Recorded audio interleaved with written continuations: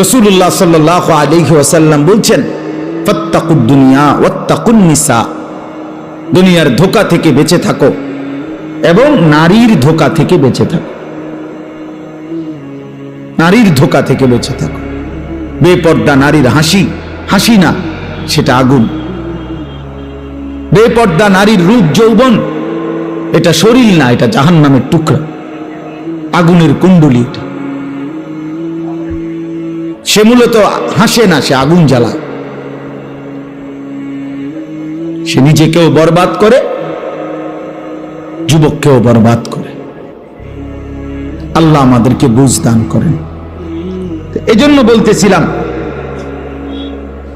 আমরা মেহেরবানি করে কোরআনুল কারীমের মধ্যে এই তিনটা বিষয়, আল্লাহর প্রতি নিরঙ্কুশ খালেস ঈমান,